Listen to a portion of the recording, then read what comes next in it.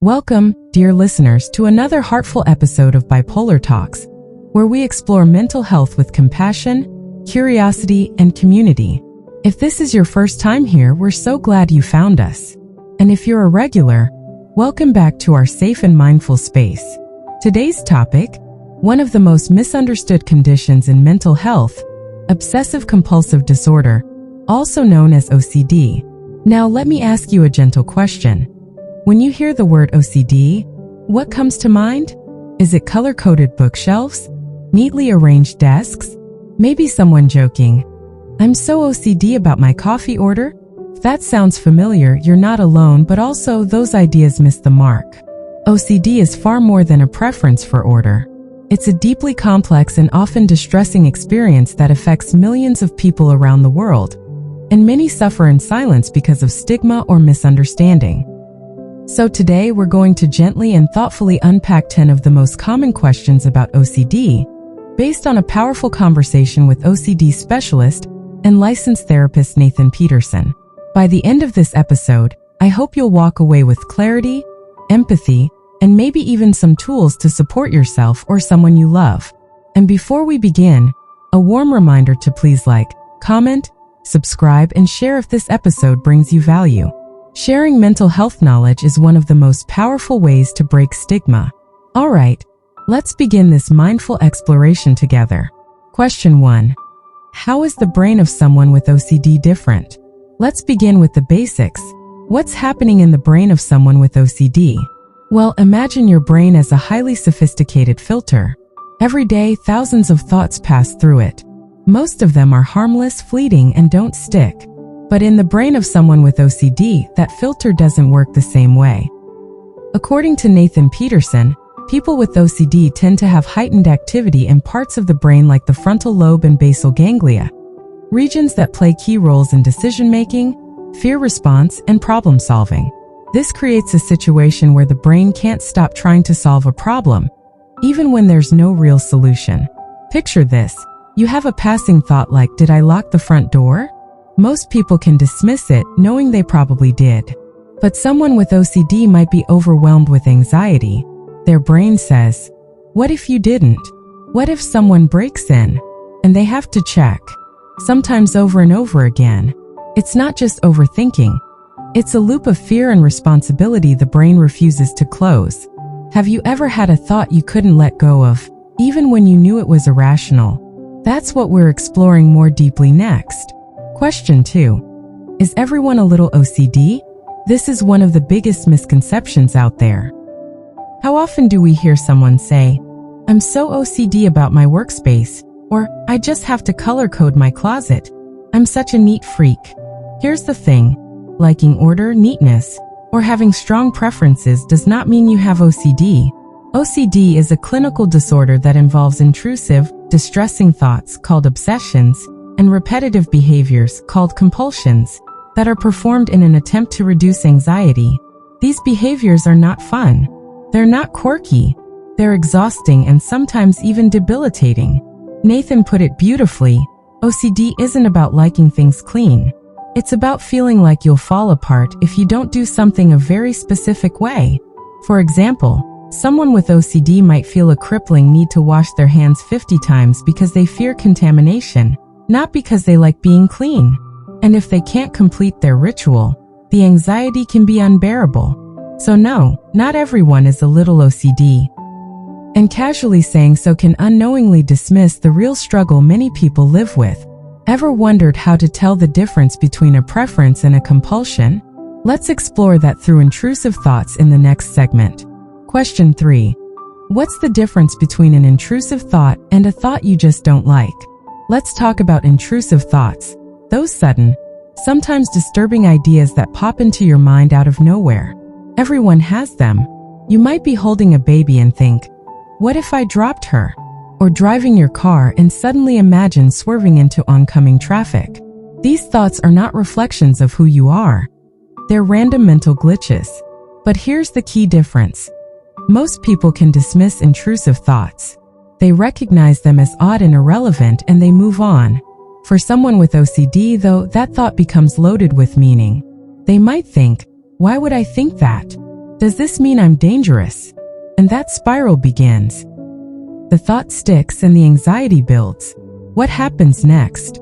They try to neutralize it with checking reassurance rituals. But ironically, the more they try to prove the thought wrong, the stronger it becomes. OCD turns an uncomfortable thought into a personal crisis. That's why the thought itself isn't the issue. It's the way the brain responds to it. Have you ever had a thought so upsetting you couldn't stop thinking about it? Stick with us, we're about to talk about hope and recovery. Question 4. Can you recover from OCD? Yes, but let's talk honestly about what recovery actually means. In the OCD community, we don't often use the word cure. That's because the goal isn't to eliminate intrusive thoughts forever. They're a normal part of being human. Instead, recovery means learning to respond to those thoughts differently. People who've gone through treatment may still get the same intrusive thoughts, but now those thoughts don't send them into a panic. They've trained their brain to say, "Oh, there's that weird thought again. Moving on." Nathan compares it to diabetes. You may need to manage it for life, but you can live well, freely, and fully. With the right tools, recovery means getting your life back on your terms, not OCD's. Feeling encouraged? Let's dive deeper into what makes OCD worse and what you can do to stop feeding the cycle. Question 5. What feeds the OCD cycle? It all comes down to compulsions, those actions or mental rituals people perform to try to get rid of anxiety. Imagine your brain rings an alarm. You might hurt someone. You better stay away from knives. So you avoid the kitchen. You feel safer for a little while. But here's the trap. Your brain just learned that avoiding the kitchen worked. So next time the alarm goes off, it rings even louder. The avoidance becomes a habit, and OCD gets stronger. It's like feeding a monster every time it growls. The more you feed it, the bigger it gets. Want to stop feeding the OCD monster? The next segment has the one treatment approach proven to break the cycle. Question 6. What is the best treatment for OCD? The gold standard treatment is called exposure and response prevention, or ERP. Here's how it works. Instead of avoiding the feared thought or situation, you face it, gently, gradually, and then resist the urge to perform the compulsion. Let's say someone has contamination fears. ERP might involve touching a dirty surface and not washing their hands afterward. It's scary, but over time the anxiety fades. And the brain learns, hey, that wasn't dangerous after all. ERP retrains the brain not to react to false alarms. It's not about suffering. It's about building resilience. ERP isn't easy, but it's incredibly empowering. And it gives people their freedom back. Feeling anxious just hearing that? That's normal. But wait until you hear how even self-guided ERP can be life-changing. Question 7. Can I do ERP if I can't afford therapy? Yes. If you can't access a trained therapist, you can still begin ERP on your own. Start small. Make a list of your fears and rituals. Rank them from easiest to hardest. Then, gradually face the situations on that list while practicing not doing the compulsion. There are many amazing online resources out there, including free videos, downloadable guides, and step-by-step courses created by licensed therapists. The most important thing? Stay consistent. Be gentle with yourself. And celebrate every win, no matter how small. So what else can help? Next, we'll talk about how medication can support your journey. Question 8. Can medication help with OCD?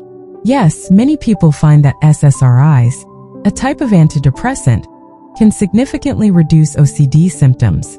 Interestingly, for OCD, these medications often need to be taken at higher doses than for depression. That's why some people think meds didn't work, when they actually just needed a stronger dose. Medication isn't a cure, but it can reduce the intensity of the anxiety, making ERP and daily life more manageable.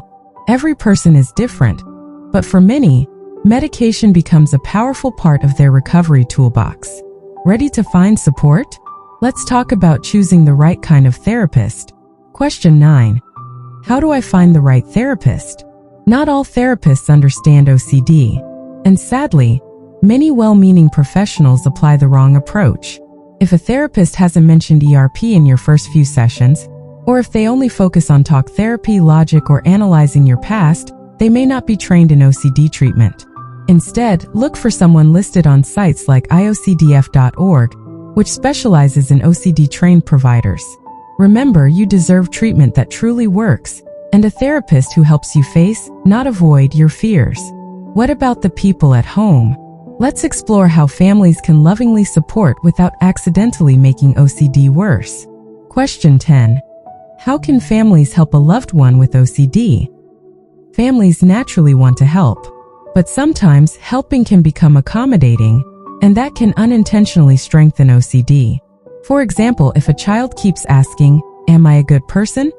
and a parent answers every time to reduce the child's anxiety, it reinforces the compulsion. Instead, families can work with their loved ones to reduce accommodations gradually. This might mean limiting reassurance, gently setting boundaries, or encouraging therapy. It's not about being harsh. It's about loving someone enough to help them face what's hard.